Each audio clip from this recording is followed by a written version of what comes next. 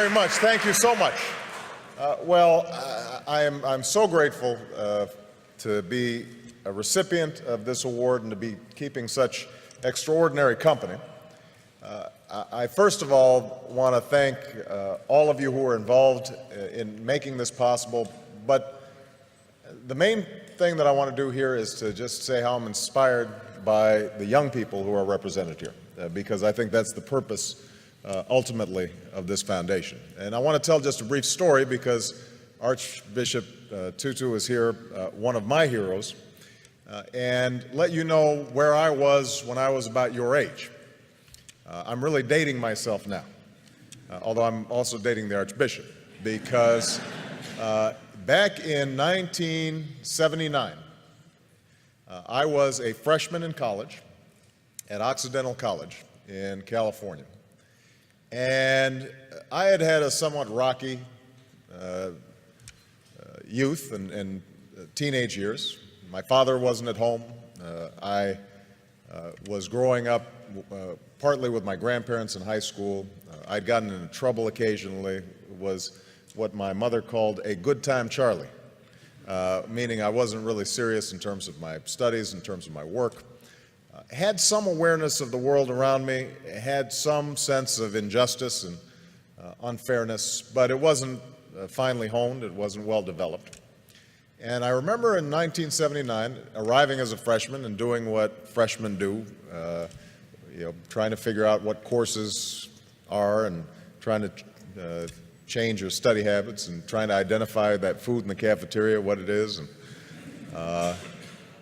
And we were visited on campus by a couple of gentlemen from South Africa who were representatives of the ANC in 1979, 1980.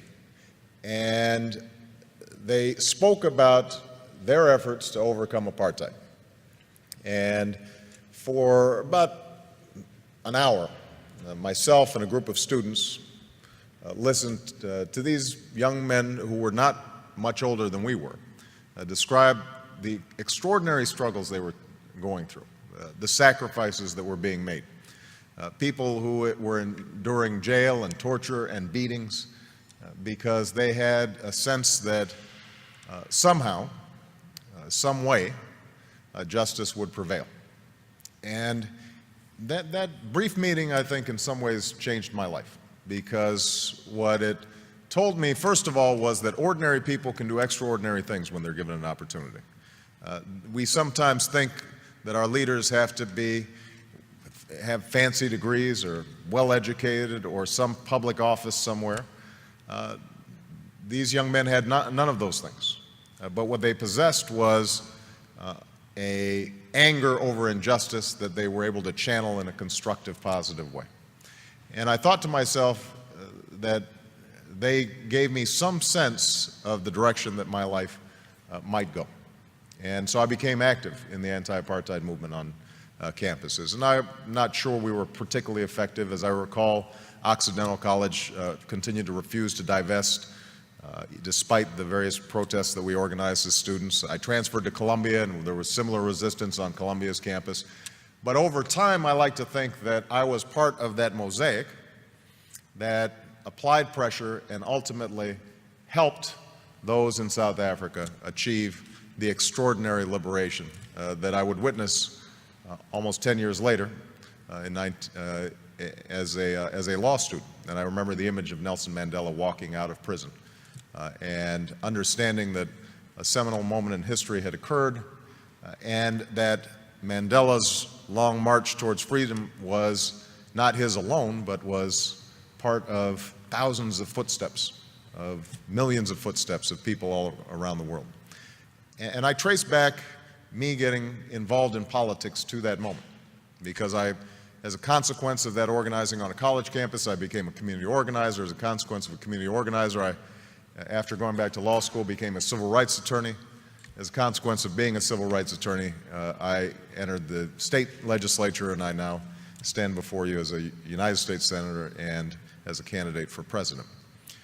And so the primary message I guess I have in receiving this award is that all of you represent enormous potential and enormous possibility for change, because we all know that injustice still exists. It exists here in the United States, in every poor neighborhood, and in every inner city, in every rural community, all across the country.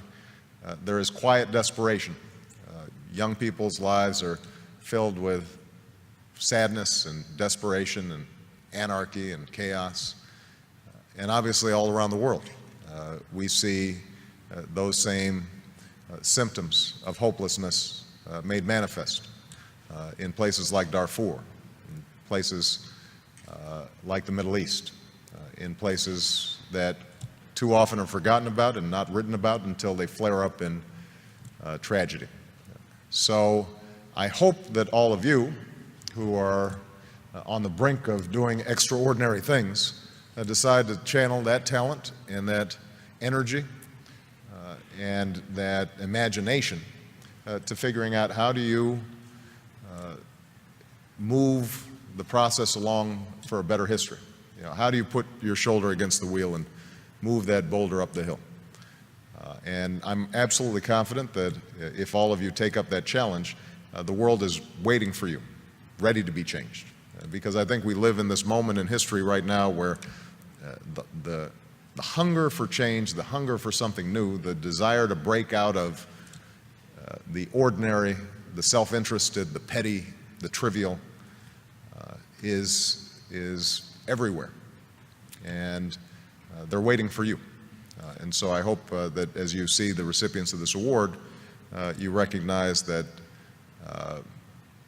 it's actually more of a tool to give you a little spark and drive you in the wonderful directions that I hope your lives take in the years to come. So thank you very much. Appreciate it. Thank you.